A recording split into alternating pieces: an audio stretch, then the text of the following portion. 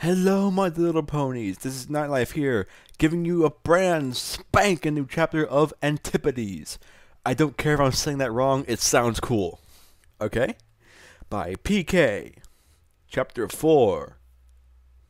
I love this story, and I'm going to be doing 2 chapters today. Because these chapters are short and sweet to the point, and I've seen this really cool fire type, I don't know, Pokemon looking Billy, and I want to get to the point where she gets introduced because she looks awesomes. Okay, don't spoil it for me if you've already read it, because I'm surprised. I'd be surprised if you didn't, because I stutter a lot, and you're probably all going to the main story. It's like, what the hell is this freaking cult talking about? All right. There's a reason I'm not a DJ, y'all. I just run a club. That's it. Oh well. If in case I didn't say it before, I'm Nightlife, and this is chapter 4 of Antipodes by PK. Jigsaw lay on his back in the subway car, his head hanging upside down off the edge of the row of seats. Tiptoe sat opposite from him, staring out the window at the aged stone tunnel rushing past. See anything yet? Jigsaw said. Nope, nothing but rocks, puddles, and sand. Tiptoe replied dully, smooshing her face against the glass. It's been 3 days, Jigsaw said, rolling over and sitting up on his haunches. You'd think this subway system would lead somewhere interesting, but all we've found are empty stations. At least my wings are better. And at the speed we're going, I'm just amazed this thing hasn't broken down and reached the end of its tracks, Tiptoe said. Jigsaw's voice adopted a tone of mock indignation. Why, I never. You have so little faith in the mighty. You have so little faith in the mighty Jigsaw.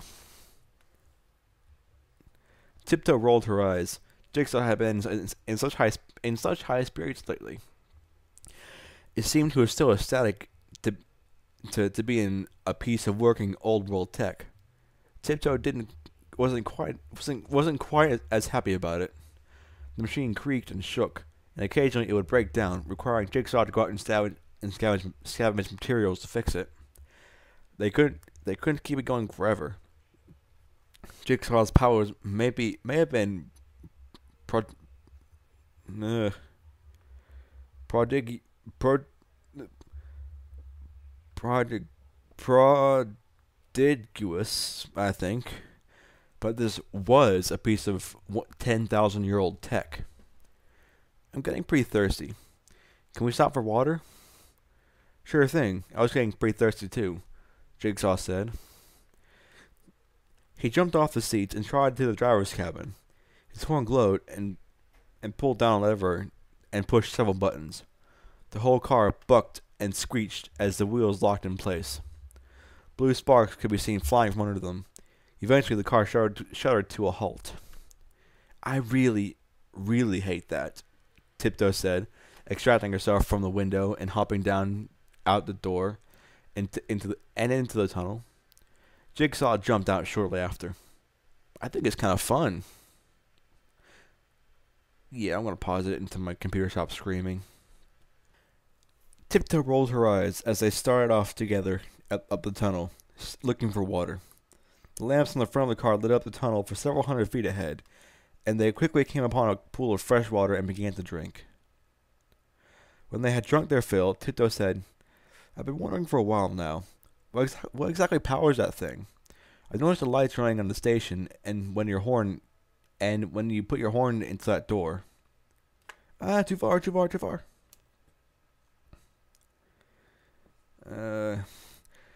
I'm glad you asked, Jigsaw said, his ears perking up. You're familiar with electricity, right? Yeah, we learned about it in school. They use it to electroplate metal, right? Right, but that's not all they can do. In the old world, they had the ways of generating massive amounts of electricity. Electricity was used to replace magic, and non-unicorns. Uh,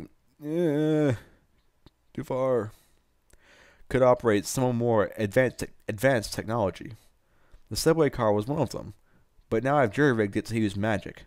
The lights at the station were magical too. Magic and electricity have rather strange interactions. In fact, in this one book, I read about this unicorn that tried to enchant a piece of old world tech, and he ended up. Jigsaw kept talk. Is that a cockroach? Yo, it's all over my hand. I'll be right back. Oh, I'm back. That was gross. I squashed it and like a dozen babies came out. Ew. Jigsaw kept talking, but Tiptoe had long since stopped paying attention. All these technical details really didn't interest her, and magic was just a mystery to her. She was more worried about the food situation. They hadn't eaten more than the occasional mushroom for 3 days now, and her mood was starting to show it. Jigsaw seemed unaffected, which bothered her even more. Of course, that being said, I still enjoy magic and magic-powered things. Obviously, I think they both have their place. Not that it really matters, since we can't even generate an... Hey, what's the matter with you? Jigsaw said, seeing her ears pressed down against her head. Ah. Will you just stop talking? Tiptoe yelled. She spread her wings out. All you've done for the last 3 days is talk about that stupid subway car. What makes you think I care? I ask one question. I didn't want your whole life story. She stood there, wings outspread, fuming. Jigsaw stared at her, his eyes looking back and forth between hers. Then he seemed to shrink. I'm sorry, he said. Let's head back to the car. He began walking towards the subway car, his head held low. Tiptoe followed far behind him. Before long, they were back in the car, and with a spark from Jigsaw's horn, they were hurtling down the tracks again. Several hours later, Tiptoe sat on the bench in the very back of the subway car. Jigsaw lay curled up in the frontmost. Tiptoe glanced in his direction and squirmed in her seat. She wasn't happy about what she said earlier. She got up and slowly walked towards Jigsaw. Jigsaw? She said tentatively. What do you want? Jigsaw replied, without looking at her. I want to apologize for my outburst earlier. I think I'm just stressed from everything that's happened in the last few days. Jigsaw sat up and stared out the window for several seconds. Then he turned, and Tiptoe was shocked to see his eyes were glistening with tears. Listen, I want to tell you something, he said. He patted the seat next to him with his hoof, and Tiptoe jumped onto his seat and settled in. Story time. You're not the first apprentice I've taken on, you know, he began. There was another before you, a young earth pony by the name of Antimony. As brilliant as a geologist as I'd ever seen. We were supposed to travel together into the old world ruins. We didn't make it far. We ran into a cave ogre along the way, and I'm ashamed to say that I ran for it. Antimony tried to stand her ground, and she didn't make it out. She died because I was too cowardly to stay and help. Since then, I've traveled on my own, until a tribunal forced me to take you on. Jigsaw looked up at Tiptoe. You saved my life twice back there in the water. I won't ever leave you to fend for yourself, Tiptoe. But why are you telling me this? Because I wanted to tell some pony, and I wanted you to know what you mean to me. Jigsaw met Tiptoe's eyes as they held each other's gaze for a moment longer. Then Tiptoe broke away and jumped down. I'm pretty tired. I think I'm going to go sleep. Yeah, okay, Jigsaw said, looking slightly disappointed. He lay there He laid his head back down on the seat cushion. The train rocked. He was surprised and pleased to find a moment later that Tiptoe had curled on the seat next to him. He smiled and closed his eyes. It was then the subway ran out of track. Tiptoe and Jigsaw were launched from the seats and went hurtling around the inside of the subway car until it finally came to a stop. Jigsaw sat up and looked around the mangled car. Tiptoe! Tiptoe, are you okay? A wing appeared from under a pile of seat cushions. I'm fine, Jigsaw. What happened? I don't know, Jigsaw replied. But I'm guessing it has something to do with that. He gestured to the back window of the track behind him, where no track could be seen for as far as they could see. We probably ran out of track and skidded too, wherever we are, Jigsaw said. Does this mean we have to walk? Tiptoe. Excuse me. I just love how sweet we want to get interrupted by something tragic, by something just absurd happening. It's like, aw, how sweet. Suddenly thrown all over a freaking car.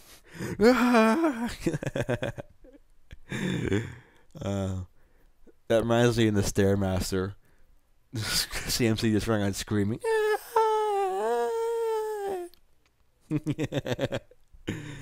Aw, that was so cute. A bolt of blue light appeared to shoot from Jigsaw's horn and into the metal floor of the car. It's broken beyond even my ability to repair it. Maybe if I had a few years and an intimate knowledge of the mechanisms of this thing, I could. But as it stands, yes, we're going to have to walk. Tiptoe grumbled as she and Jigsaw climbed out of the broken window on the side of the car. Jigsaw lit his horn and began walking, and they began down the tunnel. It always seems to come down to this, doesn't it? Jigsaw thought, walking down a tunnel with only the light of my horn to guide us, and no idea where we're going. Farther down, Tiptoe thought she could see something. A small pinprick of light. Jigsaw, put out your horn for a second, she said. Jigsaw complied and put out his horn. Sure enough, there was light from farther down the tunnel. Come on, Jigsaw yelled, and began galloping. Tiptoe followed fast as she could. The rapidly approaching source of light, another station. However, once they broke the station proper, the two of them recoiled in horror. Sunlight! They shouted in unison. They instinctively put a hoof over their eyes and braced for immolation. However, it didn't come. Jigsaw lowered his hoof cautiously. Tiptoe? I don't think it can hurt us. Jigsaw slowly walked forwards into the beam of light. It felt pleasantly warm on his skin. I think we rode farther than we thought. I think we're in the temperate zone. Tiptoe's brain seized. The temperate zone was just an old pony's tale told to little fillies to make them sleep better. It couldn't possibly exist. But there Jigsaw was, standing full in the sunlight, his face up and his eyes closed. Of course, they both remembered the story well. The great goddesses Celestia and Luna ruled the night and day in harmony, and their role was in perfect balance. The day and night came to all areas of the world, and only a few were too hostile to support life. The great sun and mighty moon traversed the sky equally. But then the great cataclysm occurred. The goddesses had simply vanished. The sun and moon stayed frozen where they were, and the world fell into chaos. The tribunal's records of a group of ponies on the daylight side descending into a massive cave complex when the weather began to get too hot and sealing the entrance with a massive metal door. They were who Tiptoe and Jigsaw had descended from. The great metal door had only been opened twice afterwards.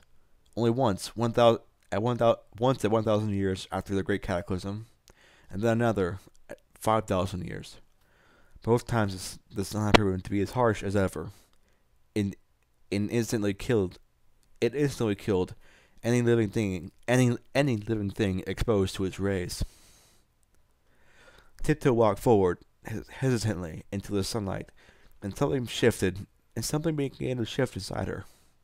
She looked up and saw the sky, the real blue sky, for the first time in her life.